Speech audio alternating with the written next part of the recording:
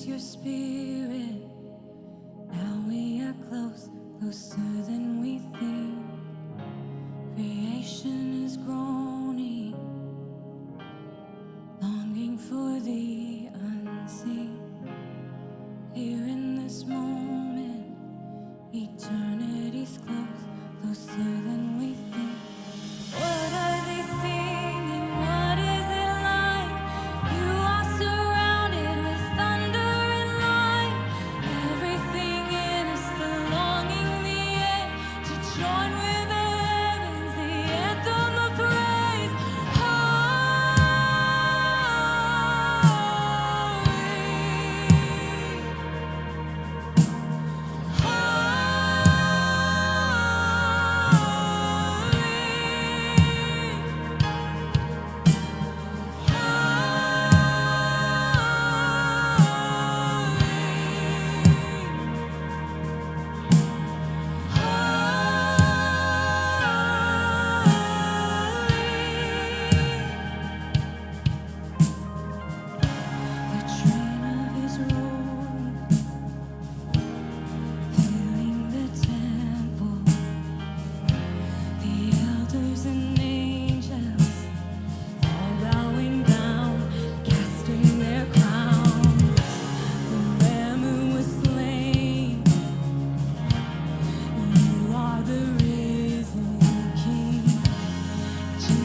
Our Savior, Alpha, Omega, end and beginning.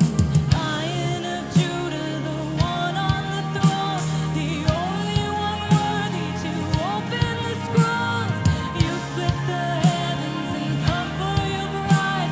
Fulfill all your promise with fire in your eyes.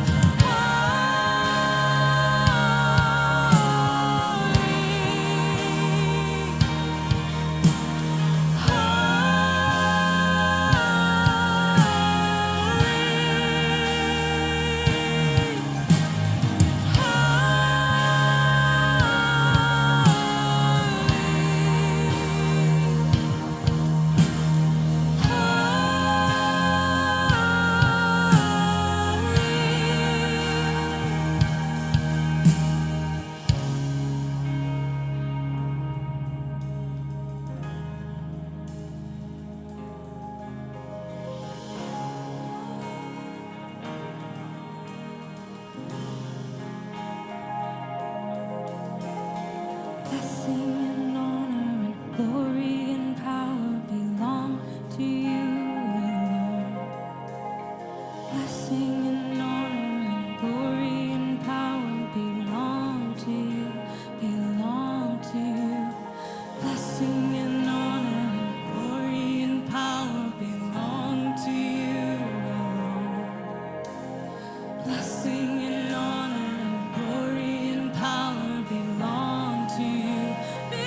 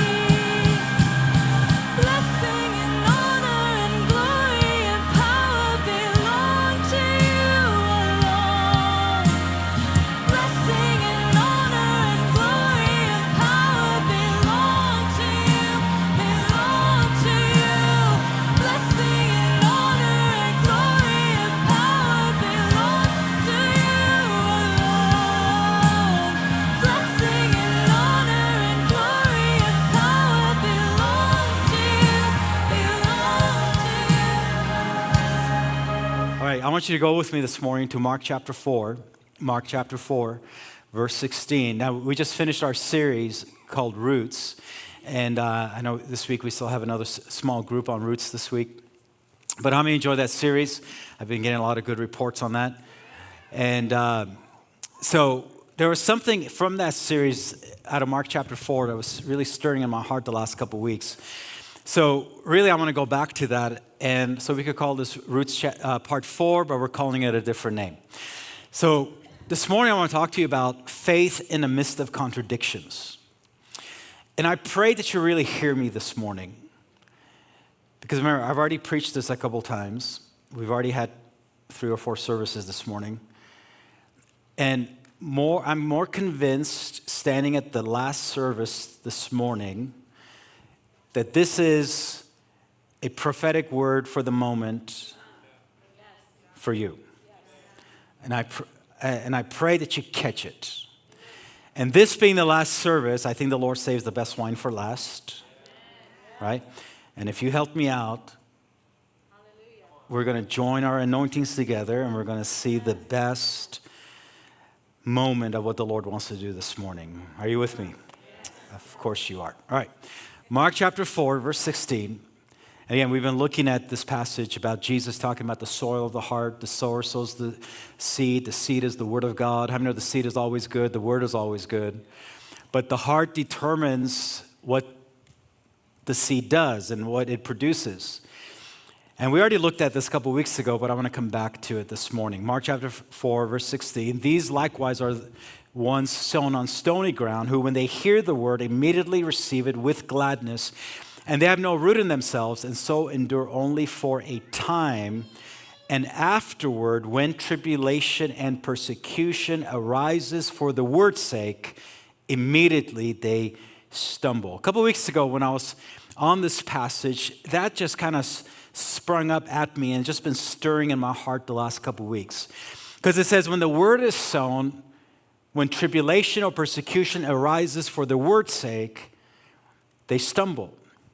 Now, for most of us, we're not going to have persecution maybe or tribulation at the workplace or in school.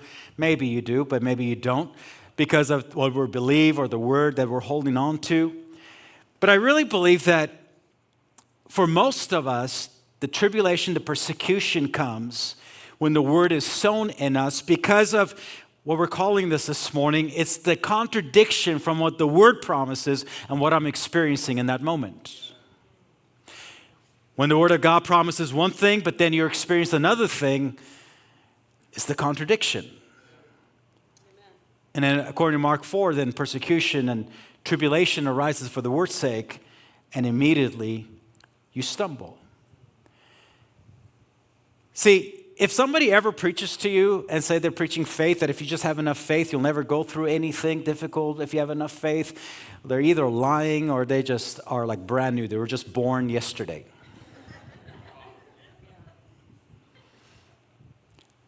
Faith doesn't keep you from difficult times, but faith determines how you walk through those difficult times and overcome and come into the promises of God in your life. In fact, if you're going to live the faith walk, you're going to attract some more things that are going to come at you. Because how many realize if you're going to walk by faith, which, by the way, is the only way we're called to walk, is walk by faith, the devil's going to try to stop you and stop the destiny and the fulfillment that God has in your life.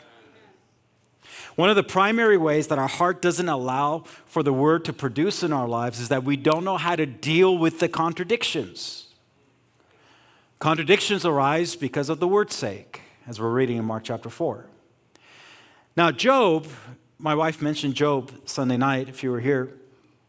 And, Job, if you've been around Christianity for any amount of time, you've probably heard a sermon on Job, but it's usually preached like this.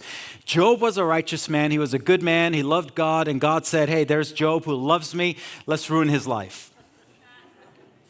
Job loves me, so let's kill his family, take away everything from him so that I could build character in him and have him love me more.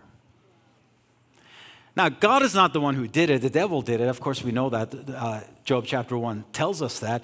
But did God allow it? Yeah, God allowed it because he knew what was in Job, and he wanted to prove it to Job and to everybody else that Job could overcome, even though there's contradictions in his life, from the promise to the reality of that moment.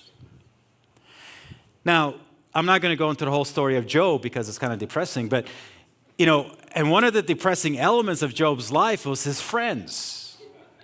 If you have friends like that, who needs enemies? Now, Job's. Sorry, it's my third time preaching this morning. Job's friends come to him and they're like, we know why you're going through this. You have sin in your life. Job, let me give you advice. If you have enough faith, you won't go through this. Job, I know what you're going through. Realize that there's friends who don't know anything that think they know something when you're going through something. So Job's going through all this, and then Job has a breakthrough at the end. Job 42, again, many people talk about Job and losing everything, but remember, Job got twice as much at the end. Everything he had lost, God gave him a double portion. As my wife preached Sunday night, what was it? Double for your trouble. Right? A double portion came back to him. But Job 42 verse 10, and that's not what I'm talking about, but I want to point out something else. Job 42 verse 10 says, and the Lord restored Job's losses when he prayed for his friends. Indeed, the Lord gave him twice as much as he had before. But I want you to notice the point of his breakthrough and turnaround. It says, when he prayed for his friends. The word prayed there means to pray on behalf of, to one greater, to intervene. It doesn't say he prayed against them. It says he prayed for them. If they've been harassing him all this time, telling me he has sin in his life, it's really easy to pray instead of for them, say, Lord, give them the fleas of 1,000 camels. You like that? All right. But he didn't pray against them. He prayed what? Say it with me, for them. That was weak. Now, Ripon, say that with me. All right, Ripon's with me. All right, Turlock with me. All right, say it with me. He prayed what? For them. He prayed for them. See, that speaks to, if you're going to be an overcomer in life, you got to have a generosity of soul. You got to have a generosity of soul. Your life cannot be shrunk by the offenses and the contradictions of what you go through. Was it Babe Ruth that said, the loudest boos come from the cheapest seats? Right? People don't attack you unless you're in front of them. They don't have time to talk bad things about you if you're not doing anything. Right? But you got to have a generosity of soul. So in other words, when you get attacked, you forgive, you bless, you do good to those who despitefully use you and persecute you. I made a decision some years ago, and you've heard me talk about this, that I'm going to wake up every morning debt-free. I'm going to wake up every morning debt-free, not only financially, I'm going to wake up every morning debt-free emotionally. Which, what does it mean to be debt-free emotionally? That means when I wake up in the morning, no one owes me anything. No one owes me an apology. No one owes me to make anything right. No one owes to come apologize. No one owes me anything, because that's called generosity of soul. Because if you hold on for people to come and make things right, you're going to live in this indebtedness forever, and it shrinks your soul.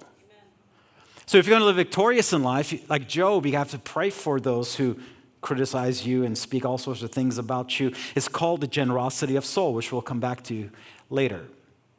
Every life of great fruitfulness and faith will go through contradictions that are simply tests that we must pass. Point number one on your notes is this: contradictions are part of the faith walk. If you're going to walk in faith, you're going to walk in contradictions in your life. Jesus even had to pass the test of contradictions.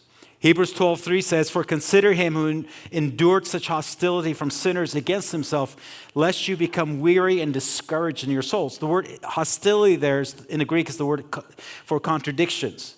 He endured such contradictions from sinners. How was he going through contradictions? He was dying for the sin of sinners who were crucifying him. Contradictions. Most of God's servants who received a promise, a vision, a dream of faith, direction, were tested and challenged with contradictions. If you don't believe me, just listen to a few. Abraham and Sarah received the promise of a miracle son, but she was barren. Joseph dreamed of promotion and prosperity, but received prison and hatred. Moses received the word that he would be a deliverer, but was rejected and sent into the wilderness. David was anointed to be king, but was driven into hiding by the jealousy of Saul. Stephen was stoned and died, but Paul was stoned and lived. Contradictions. Philip was supernaturally transported, but Paul was shipwrecked and snake-bitten. Peter walked on the water, but Paul had to float in the water for 3 days. James was beheaded, while Peter was released. Contradictions. See, in our faith walk, we will see and experience a lot of contradictions. And if we don't allow the offense of contradictions to get into our soul, we will overcome. The word will be productive in our life. See, God sends contradictions to test our responses and our reactions. Will we become broken, or will we become bitter? Will we become soft, or will we become hard? When we lay down our lives, we're not offended by the contradictions. Why would I be offended with a contradiction if I've laid down my life for Jesus? Because it's not about me. It's about Him. You know, when we live our faith life in a way that victory to us is the equivalence of something we're believing for happens, we're always going to live in frustration, because if we're walking in faith, most of our life is between the time we're believing for something and the time it happens. So we're always in the time of believing for something. So if that's our measure of victory, we're always going to be frustrated. But here's our measure of victory, is walking with Jesus. Right? It's walking with Jesus. And here's what I've discovered. If I just walk with Jesus, if that's my pursuit in life and He has my life, I'm already living in victory. And in the process, breakthroughs happen, turnarounds happen in my life as I'm walking with Him, right? It's about walking with Him.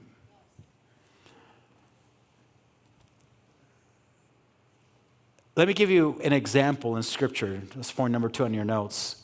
A person by the name of Rebecca. Now, Rebecca, we call, that was Isaac's wife. We call this one when the prophecy doesn't match your reality. Have you ever had a prophecy that didn't match your reality? Right? Or you get a prophetic word, somebody gives you a word, and then like right afterwards, the very opposite happens. And you're like, what's up, God? I thought you said you're going to do this, but then this happened. Or how about this one? You get this prophetic word, and you're thinking to yourself, they picked the wrong person. Right? Come on. We're charismatic. You've been in those services before. We got the prophetic person here and say, hey, sister back there, would you stand up? And I see this, and you're thinking, I think you've picked the wrong person. That word doesn't match my reality. But have you realized that God doesn't just give you a word to match your present reality, but many times He gives you a word to call you into your destiny? So when that prophetic word doesn't match your present reality, it's like Jesus telling Peter, come out on the water. I'm going to do something new in your life. But the prophetic word is going to call you to it. Now, Rebecca, she was barren. She had no children. Her prophecy doesn't match her reality, because here's her prophecy.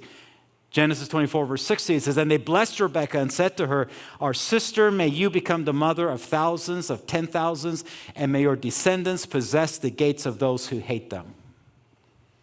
But yet her reality is barrenness, and her barrenness was in total contradiction of her prophetic word. Now, I don't think I put this in your notes, but there are 3 promises in that prophetic declaration of her life. Number 1, there was the promise of supernatural blessing. It says they blessed her. The word blessed there in the Hebrew is the word barak, which means to endue with power for success, prosperity, longevity, provision, protection, honor, favor. They blessed her. Number 2, the second promise was the promise of supernatural increase. They said, our sister, may you become the mother of thousands and 10,000s. But here's the problem. Before you could have thousands and 10,000s, you got to have the one. She can't even have the one. When your prophetic word doesn't match your reality. And then number 3 says, it was the promise for victory in warfare. It says, may your descendants possess the gates of those who hate them. So she's getting this prophetic word that she's going to have this child and she's going to have thousands and 10,000s and they're going to change a nation, because remember, Isaac is Abraham's son, and Abraham has this promise that his descendants will inhabit the earth. But yet the reality is she can't have children. Have you ever been in that situation when somebody gives you a word or God speaks to you and says, I'm going to make you the mother or the father of 1,000 and 10,000s, and you're like, God, I'll just take the one.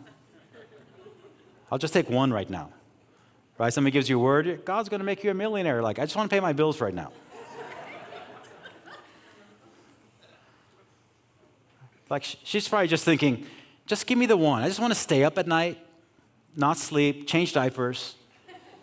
That's what I'm looking for. Not the thousands and 10,000s, just the one. So what was the point of her breakthrough? Now, remember, what was Job's point of breakthrough was when he prayed for his friends. What was Rebekah's point of breakthrough? Genesis 25, verse 21, it says, and now Isaac, her husband, pleaded with the Lord for his wife because she was barren, and the Lord granted his plea, and Rebekah, his wife, conceived. How many of the word plea there is not the picture of casual praying? Casual praying does not get supernatural breakthroughs. It says he pleaded, intercessory prayers, intensified praying, the stewarding of the prophetic promise that God had given them. It says he prayed, he pleaded with the Lord for his wife, and he gave her a son. Paul to young Timothy, a young pastor, he says this to him in 1 Timothy 1:18. He says, this charge I commit to you, son Timothy, according to the prophecies previously made concerning you, that by them you may wage a good warfare. Did you catch what he said? He said, Timothy, the way you're going to overcome, the way you're going to get through this, the way you're going to have victory is you take those prophecies, you remember the prophecies that were spoken over you, bring them back to remembrance and fight the good warfare according to the word that was spoken over your life. See, when God gives you a word that seems a contradiction, it's not to frustrate you, but to give you a weapon to overcome.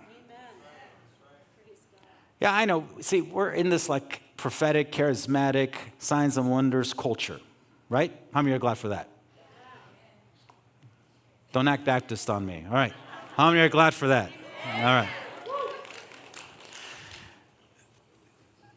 That's our culture. But part of that, again, nothing against it, but part of it is, I think sometimes we take lightly what the Lord does and what the Lord says. Right?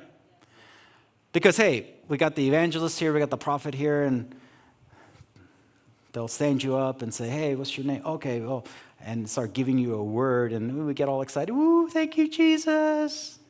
And then we write it in our journal. Thank you, Lord. Listen, most of you have journals that have more prophetic words in them than you know what to do with. And then we start taking it lightly, and we're just a good word. That was a good word. Listen, a prophetic word is not given to you to get you, entertain you, and to give you something else to put in your journal. Many times a prophetic word is actually an invitation to warfare or something you're going to have to overcome in life. See, a prophetic word is not like, okay, God, he's going to serve me this new blessing. Many times it's because God already knows what you're about to walk into, and he's been speaking words into your heart. He's been, having other people speak words to you that are going to allow you, when that thing hits you or when you go through that contradiction in your life, you could begin to pull out those words and say, no, I'm not offended by this contradiction because this is what the Lord spoke over my life. Let me give you another example. Point number 3 on your notes is Hannah. We call Hannah grace in the face of disgrace. Because Hannah, her name actually means grace or graciousness or favor. And as her name suggests, barrenness had not worked a disgruntled, murmuring, cynical attitude in this woman of character. Again, remember the generosity of soul. Now, barrenness, again, she was barren also. Now, have you noticed that so many miracles in the Bible have to do with barrenness? I think that's not only in the natural that was true, but it's a prophetic picture, because any area of your life where you're going through barrenness and not fruitfulness is a demonic attack on your life that God wants to turn around, because God's called us to be fruitful. Now, barrenness in ancient times was the ultimate tragedy for a married woman, because her husband's dreams and hopes were dependent on her giving him an offspring, a male child, really, to carry on the family name and inherit his estate. Now, Hannah had a husband by the name of Elkanah. Y'all remember Elkanah? Some of you do. Others weren't there. All right. Elkanah was her husband. And now Elkanah had another wife also. Yeah, back in the day. All right. He had another wife also by the name of Peninnah.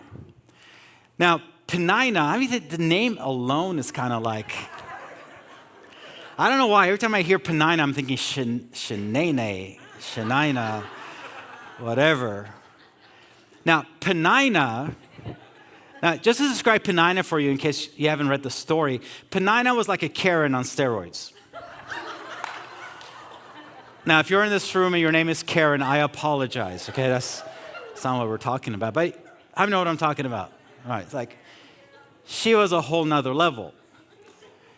So the Bible tells us that there was an annual trip that Elkanah and his family would take up to Shiloh, to the house of God, where they would give sacrifices of thanksgiving. So what would happen is Peninnah had children, Hannah did not. So as they're going up to Shiloh, the house of God, to give thanks to the Lord, Peninnah is actually harassing Hannah that she has children and Hannah doesn't. Mocking her, harassing her. How many know the devil always harasses and mocks the contradictions of your life of what hasn't happened yet? It might not be through a Peninnah, but it might be in your head. It might be in your thoughts. See, this annual trip was the deepest, darkest moment for Hannah. The sorrow and humiliation. See, again, the generosity of soul. If we don't become bitter and cynical in the midst, when those times of thanksgivings, the attack that were designed to stop us, to discourage us, work a deeper work of grace that will be foundational to the Samuel that we will birth in our life. I want you to hear this for a moment. I want you to not lose the significance of this moment of what I'm about to say.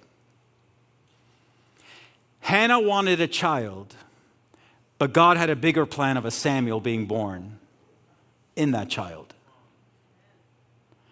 Many times we're frustrated with the contradiction of the moment we're going through. We're thinking, all I'm wanting is this miracle. All I'm wanting is this child. Why am I going through such difficulty for something that's so simple for everybody else? Have you ever felt that? It's like everybody else, this area is very, like it just happens for them. But why am I going through this struggle? Because you're thinking you just want a baby, where God's saying, no, it's not just the baby, it's a Samuel. And if you remember Samuel, he wasn't just a leader, he was actually the first leader in Israel that came after Moses and Joshua. After Moses and Joshua, it was kind of like mayhem in Israel. They didn't have leadership, they didn't have structure, they didn't know what government was like. And during the times of the judges, and actually Samuel was the first one, he brings order and leadership into the nation of Israel. He not only was a great leader and brought leadership to Israel, he was a prophet and he was the anointer of kings. Have you ever thought that the struggle you're going through is because of a greater purpose that God's birthing in your life? You are frustrated because you are minimizing and not seeing the miracle that God wants to do. You're like, God, I just want this, but God says, I want to do something so much greater in your life. 1 Samuel 1:11 says, then she made a vow and said, O Lord of hosts, if you will indeed look on the affliction of your maidservant and remember me, and not forget your maidservant, but will give your maidservant a male child, then I will give him to the Lord all the days of his life, and the razor shall shall not come upon his head. And it happened, verse 12, as she continued praying before the Lord. Say that phrase with me. As she continued praying before the Lord. Do you see the pattern here? Job, Rebekah, now Hannah, as she continued praying before the Lord, that Eli watched her mouth. Now, Hannah spoke in her heart, only her lips moved, but her voice was not heard. Therefore, Eli, remember Eli, the high priest who had a big neck and bad PK kids. Therefore, Eli thought she was drunk. So Eli said to her, how long will you be drunk? Put your wine away from you. But Hannah answered and said, no, my Lord, I'm a woman of sorrowful spirit. I have drunk neither wine nor intoxicating drink, but I've poured out my soul before the Lord. Now, I'll guarantee you, Hannah was not in the temple, in the house of God, praying casual prayers. She was praying prayers that made her look like a drunk woman. Now, that's called intercession and going after it. That's called being desperate. Casual prayers get casual answers. Being intentional and intense after God, even if it looks like you're a drunk person praying, is what gets you the breakthroughs in your life.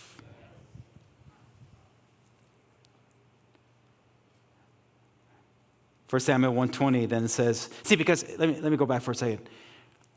What was she doing? She was praying in the house of God, Shiloh, the presence of God.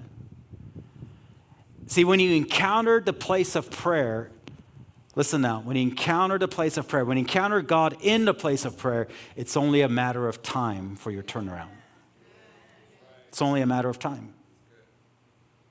Verse 20, it says, so it came to pass in the process of time. That's an important phrase. In the process of time, that Hannah conceived and bore a son and called his name Samuel, saying, because I've asked for him from the Lord. So it came to pass in the process of time. That phrase there in the Hebrew, in the process of time, actually means coming around circuit of time or space. It's talking about a circle. So in other words, literally it reads like this. So it came to pass in the time of the turnaround. It came to pass in the time of the turnaround. Have you ever thought, how did Hannah come to the time of her turnaround? Was it going to happen anyway? I don't think it was. How did she come into the time of her turnaround? Because she was praying like a drunk woman in the house of God, going after God. See, breakthroughs, turnarounds are birthed in those moments because we've been with God. That in the midst of contradictions, we hold on to the word. Have you ever, gotten a prophetic word that so touched the place of pain in your life, you're like, God, don't go there? Remember with Elisha? There was a woman who built him a room, a woman who was wealthy, married to an older guy, kind of like her sugar daddy. Gave her all this money. She builds a room for the prophet. And Elisha says to Gehazi, his servant, he says, what could we do for her? She's been so generous to us. And he says, well, go ask her. So he goes ask her, and she says, no, I got a guy. My husband, he takes care of me. I'm good. He's old, but he's rich. Amen. All right.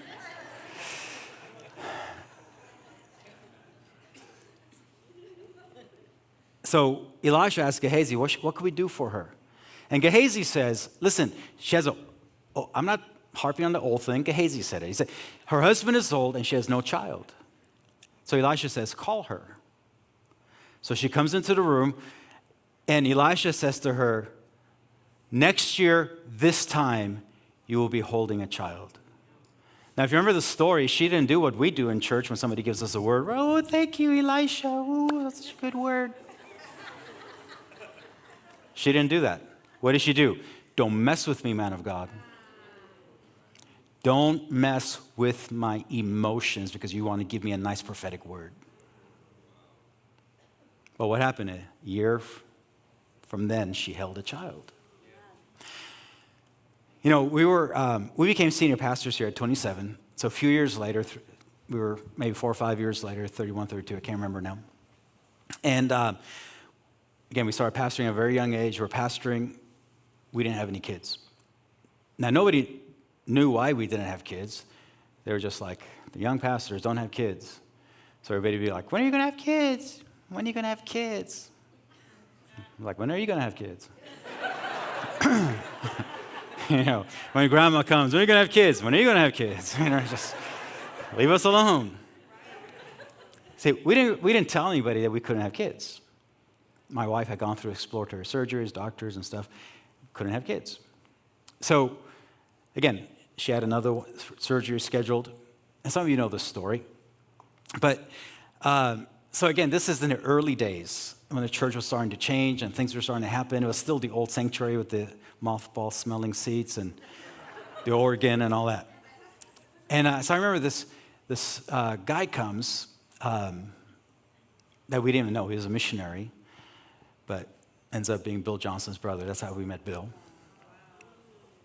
Comes and Sunday night he's preaching. He doesn't know anything, like our story or anything. And he starts prophesying over the church. Remember, back then, our church was nothing like this. Right? I had shrunk the church in the few years I had been here.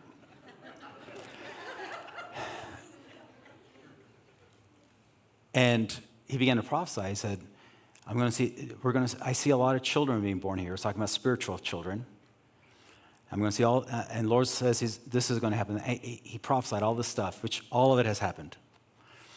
And then he says, and my wife is sitting right there, and he says, and as a sign, I had never seen this. This is like crazy Old Testament stuff. I'd never seen it. And he says, and as a sign, you will be pregnant this year. And my wife wasn't like, ooh, thank you for that word. Now, how many seen my wife give that look? On steroids, she gave that look to him. I mean, it was kind of like, I'm going to get you. You better run out of here at the end of service. At the end of service, everybody's coming up to, ooh, I'm so excited for that word. We'll babysit for you. Have you ever had people way more excited about the word than you are? Like when I get a word about how I'm going to write all these books, I'm like, yeah, everybody's excited. I'm not. All right.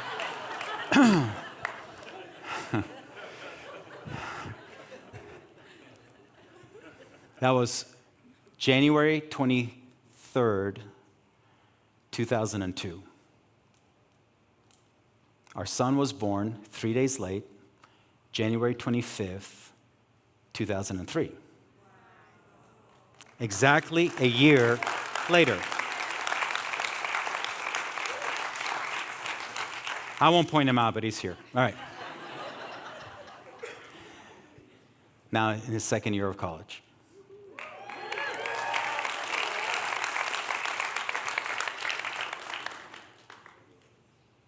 Bible miracles are still happening today. Why? Because the God of the Bible is still alive today. We're still in the book of Acts. The book of Acts hasn't finished. Have you noticed the way the book of Acts ends? It's really awkward. Why? Because we're still in the book of Acts. God still does miracles. See, Penina will always try to harass you about what hasn't happened yet. What hasn't happened yet. Let me tell you one more story. We'll close with this.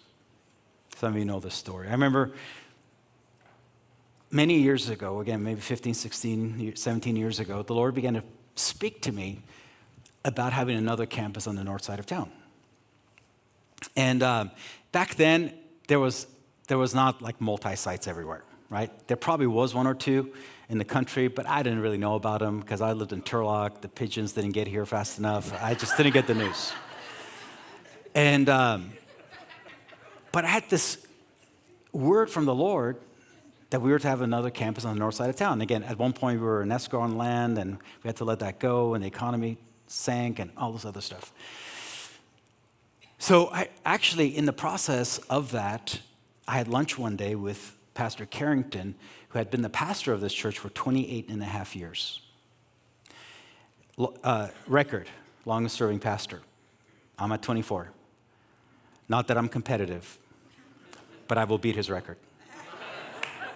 But I'm not competitive. All right. So I was telling him about this. I'm like, I was like, I wonder how he's going to take this. So I'm telling him about this. And he was a very wonderful man, incredible communicator, but he would speak to you like in a whisper, which causes you to lean in. You know what I'm talking about? So I was telling him about what was on my heart, and he says, Brother Ron.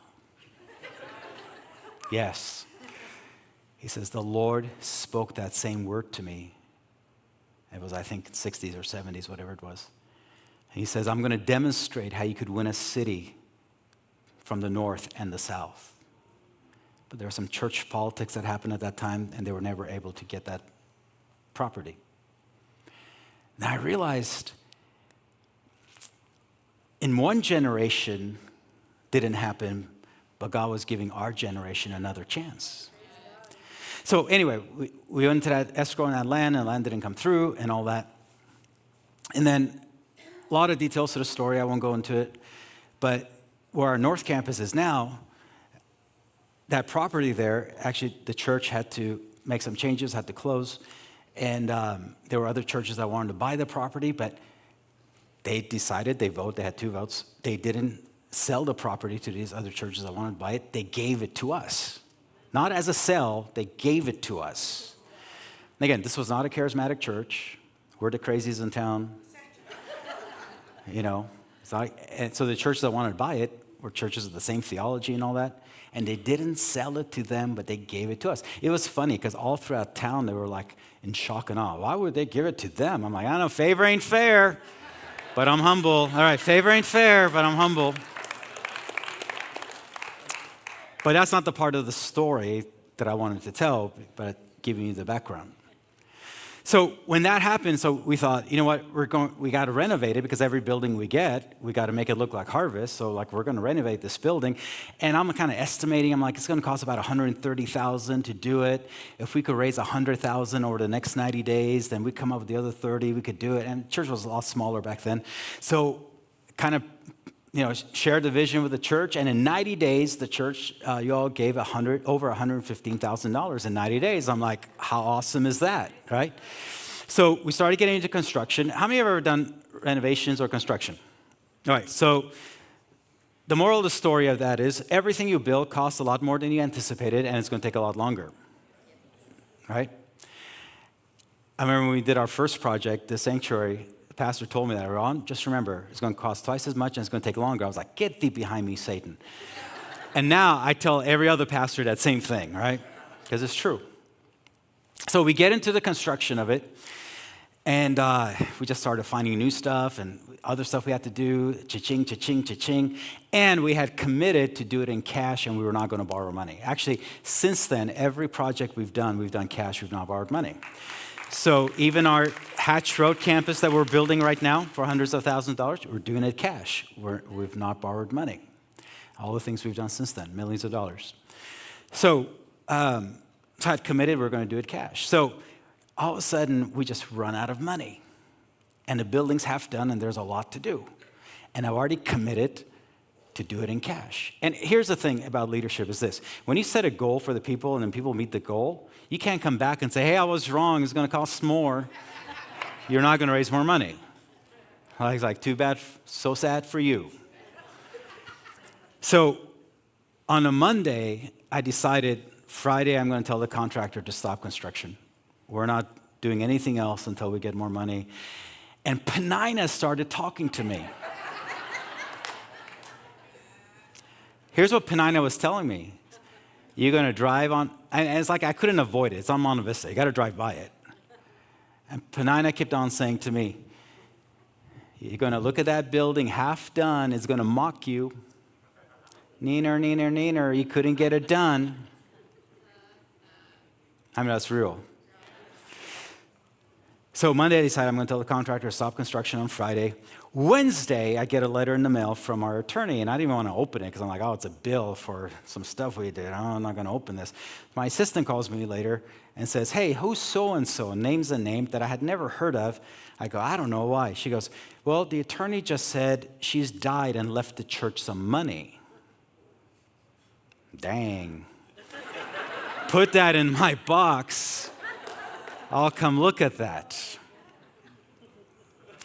So this lady hadn't come to our church in over 20 some odd years, way before my time. So when she set up her will, she actually went to the attorney that we use, so he knew our new name, our tax ID, and put all the right stuff in her will. And but the letter said that they had to go to court, had to go through some issues, and at some point we were going to get some money, but we didn't know how much. So at that point, I'm like, come on, that's not a coincidence. Monday, I'm going to stop construction. Wednesday, I get a letter. I'm like, keep going. All right? So over the next few months, here's what we did. I was putting chairs and carpet on my personal credit card. I mean, we had maxed everything. We were maxed as a church. I was maxed personally. My assistant was putting it on her credit card. She was maxed. And we were out of money, and we were going to have our first service that Sunday. So I started declaring on Monday, a check's going to come this week. The check's coming this week. And guess what happened? On Friday, before our first Sunday service, we got the check in the mail for just over $174,000. Which was the exact amount that we needed to finish construction and walk in that first Sunday totally debt-free and done it all cash.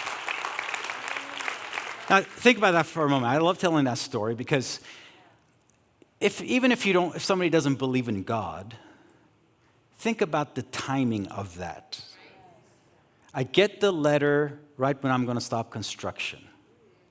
The check comes in right before our first service. It's in the exact amount that we needed to walk in debt-free.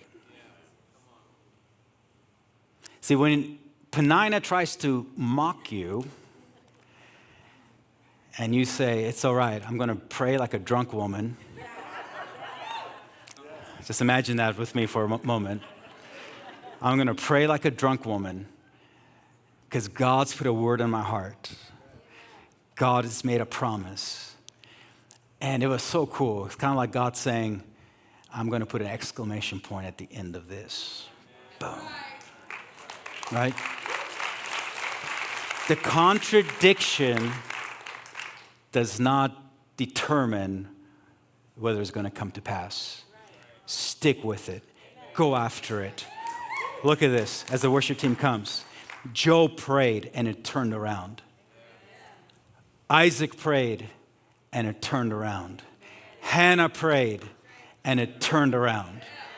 Here's what prayer does. See, in the midst of contradiction, it is the presence of God in the place of prayer that, number one, gives us the fuel to keep going. I mean, prayer is that oil that comes upon your life. Number two, it bursts the appointed times in our life. And number three, contradictions and delays are designed to make you quit, but prayer sustains you and empowers you. Jesus said this in Luke 18:1. Then he spoke a parable to them that men always ought to pray and not lose heart. Because here's the reality. You're either going to pray or you're going to lose heart. One translation says it this way. Men always ought to pray and not faint. You're either going to pray or you're going to faint. If you're fainting, you need to up your praying. And if you're praying, you're not going to faint. It's the fuel against the contradictions. Come on, let me say this was the right word at the right time that you just needed to hear this morning. Come on, stand to your feet. I want to pray for you. How many are going through a contradiction right now? Come on, let me see your hand if you're going through a contradiction. In Ripon, raise your hand. All right. Online. Father, I pray for all my friends right now, Lord, whether in this room or in Ripon or watching online. God, I thank you. Lord, you are not the God of contradictions, but God, the contradictions are an opportunity for you to show yourself strong on our behalf. So, Lord, I pray for every single person right now listening to me. Maybe they've been discouraged because of the contradictions they've seen in their life. So, Lord, I declare right now over their life the fire of the Holy Spirit. That God, as they come into the place of prayer, they sense faith and hope arise in their heart. That God, that the contradiction is not a point of discouragement, but the contradiction is a point to go after God and to see the Bible miracles of God happening in our life. In Jesus' name. In Jesus' name. Come on, how many receive that? In Jesus' name. Come on, those helping us with communion are grabbing their trays right now. Maybe you're here this morning and you're not in right relationship with God. You don't have to be a member of Harvest Church to receive communion, but you do have to be a member of the body of Christ. In other words, if you were to die tonight, you know for sure you're going to go to heaven. You don't go to heaven by being good or doing good works. You go to heaven because you accept Jesus into your heart, into your life, to forgive you of your sins and to be the Lord of your life. It's not magic words that you pray, but it's the sincerity of the heart. So right now, if that's you, I'm going to lead in prayer, and you can pray that with me. Those of you in Ripon, your campus pastors are coming up right now, and they're going to lead you in prayer. Those of you in this room and online, if that's you this morning, you need to get things right with God. Maybe at one time you've given your life to Christ, but for whatever reason, you walked away. Today's just the right day for you to come back to Jesus. Just simply pray this. Let's all pray together. Say, Jesus, thank you for dying on the cross for me and my sins. I ask you to come into my life, forgive me of my sins, and I make you the Lord of my life. Fill me with your Holy Spirit, and according to your word, I'm now born again. I'm a child of God. In Jesus' name, amen. Come on.